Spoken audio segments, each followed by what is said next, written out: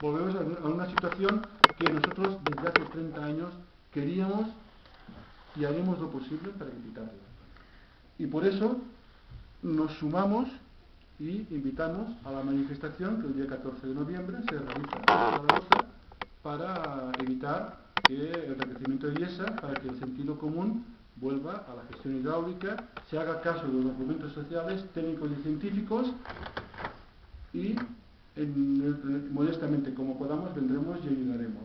Y con el gobierno catalán ajustaremos cuentas. Porque el Segarra Garrigues y el Cierta Seña no son necesarios. No hay regantes. Es otra cosa. Y ellos lo saben.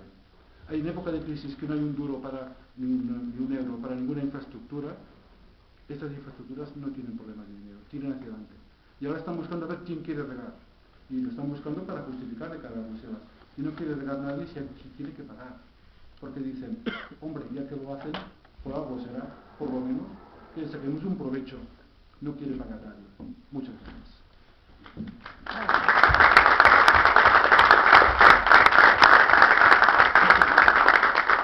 Pues muchas gracias, René. Menuda explicación y menuda realidad la que ha pintado. Bien, vamos a dar la palabra ahora a Ángel Muñoz, es responsable confederal de Medio Ambiente de Comisiones Obreras.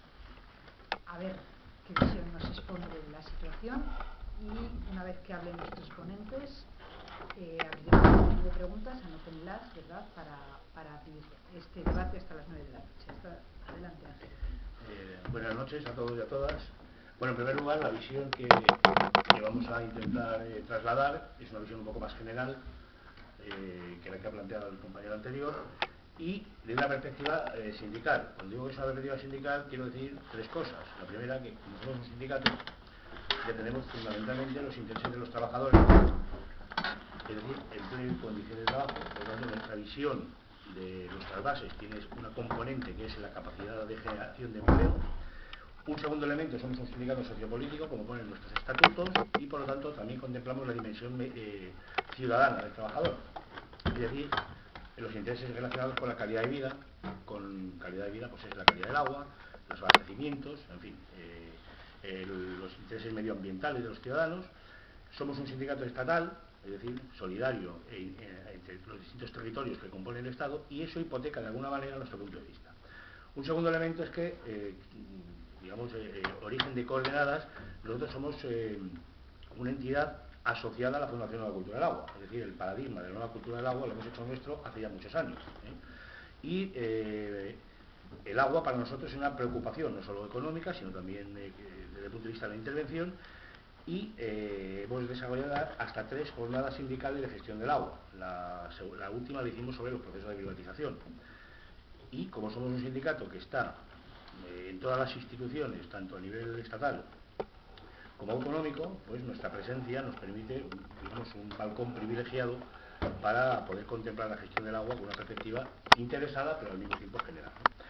Desde este punto de vista, lo que voy a hablar es fundamentalmente de los trasvases en general y una pequeña aproximación al trasvase del Ebro. En primer lugar, históricamente, los trasvases han sido un instrumento que se ha utilizado de gestión del agua en todas las sociedades. Lo que pasa es que el desarrollo tecnológico, en nuestra opinión, siempre ha llevado a que se circunscribiera al ámbito de la cuenca. Nunca se habían planteado, hasta hace unas decenas de años, trasvases entre cuencas y trasvases de 1000 kilómetros, como el último que nos presentaron. Es decir, solamente han aparecido la necesidad de trasvases cuando, por un lado, se ha agotado la capacidad de regulación en la cuenca y, por otro, el incremento de las demandas ha llevado a una necesidad de recursos extras, ¿no? ¿Qué es el cambio que se plantea en la situación actual?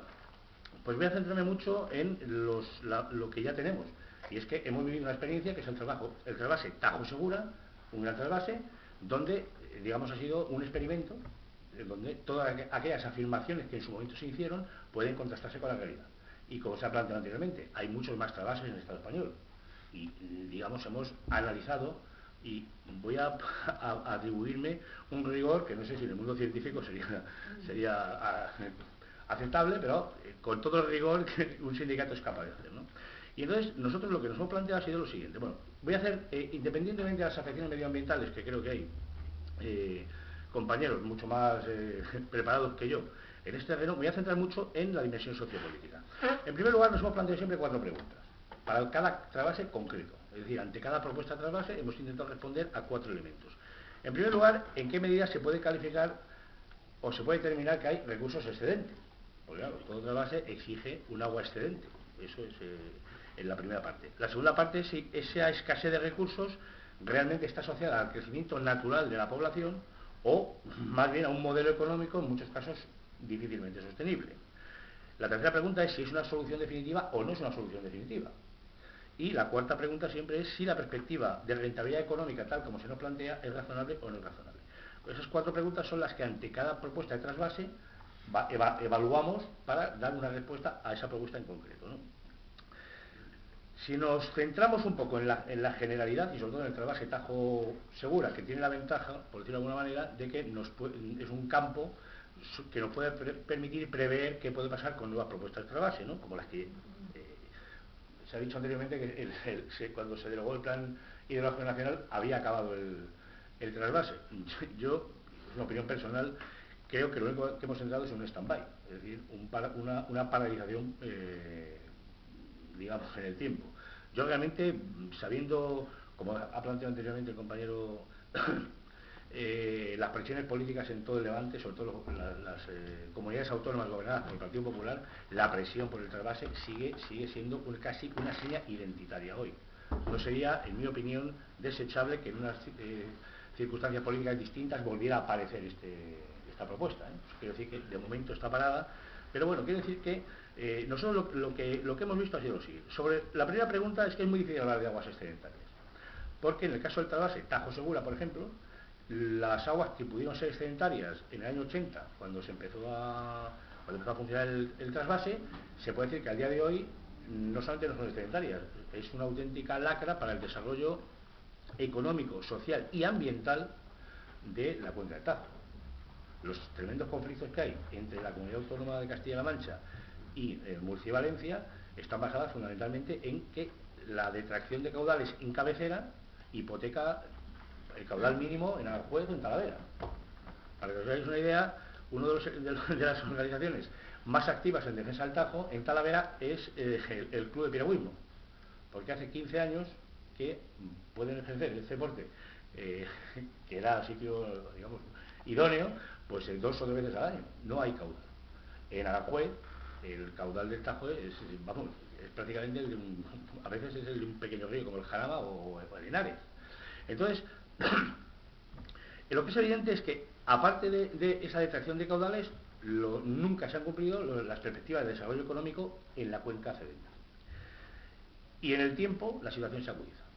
De hecho, la posición de Comisiones Obreras, hoy, es, nosotros no estamos de acuerdo con la reivindicación autonómica de que se establezcan reservas, lo digo también porque es el caso vuestro, que las comunidades autónomas establezcan reservas de agua en su estatuto de autonomía y, digamos, la planificación se hipoteque previamente, es decir, el proceso de planificación se hipoteque, sea una premisa y no una conclusión del proceso.